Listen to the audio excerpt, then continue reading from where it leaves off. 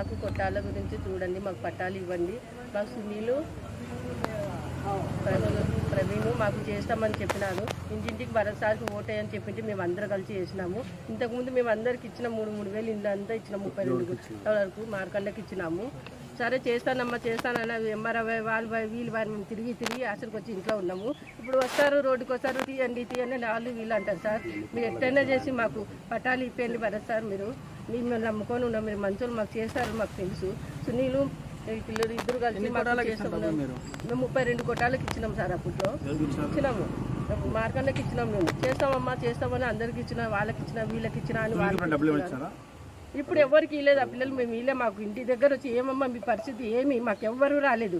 వాళ్ళే వచ్చి మమ్మల్ని ఇంటింటి కొట్టంకి అనుకొని రాండమ్మా నేను ఫ్రీ చేస్తాను, ఏమైనా ఖర్చు పెడతా అని టీలు నీళ్లు అన్నీ తెప్పించి మమ్మల్ని అందరినీ బాగా చూసుకుంటున్నారు ఆ పిల్లలు.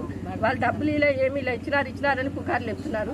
మేమైతే ₹1 లేదు సార్. సార్ మీరు ఆ పిల్లలు ఇది అనొద్దండి, మీరు మా గేర్లో పుట్టి పెరిగిన పిల్లలు వాళ్ళు అట్లా చెప్పొద్దండి సార్. మీరు అందరు ఎవరి మాట అయినాకండి, మీరే వచ్చి కనుక్కోండి, మా కొట్టాలలో కనుక్కోండి, ఎవరైనా మేము చెప్తాం.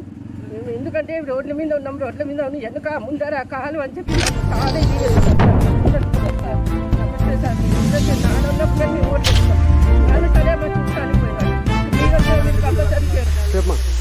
చేపిస్తామంటే 3,000 ఇచ్చినాము. మాకు ఏది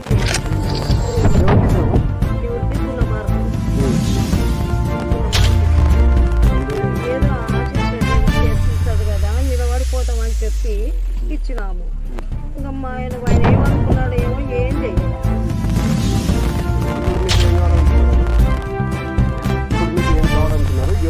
ఇల్లు పట కావాలా చేస్తా అని చెప్పి అన్నందుకు అందరం ఓటు వేసినాము.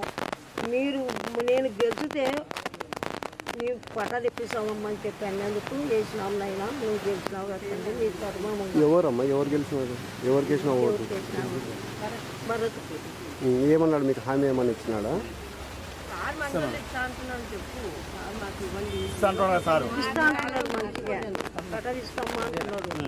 ఓకే రైట్, ఓకే బ్రో, గట్టి మాట్లాడు. మేము కర్నూలు శ్రీరామ్ నగర్లో గత 40 సంవత్సరాల నుంచి ఇళ్లకు పట్టాలు ఇస్తారని చెప్పి మేము ఎదురు చూసుకుంటా గుండమార్కు కార్పొరేటరు ఆయన హయాంలో మేము అక్షరాల ఇంటింటికి 3,000 డబ్బులు ఇచ్చాము.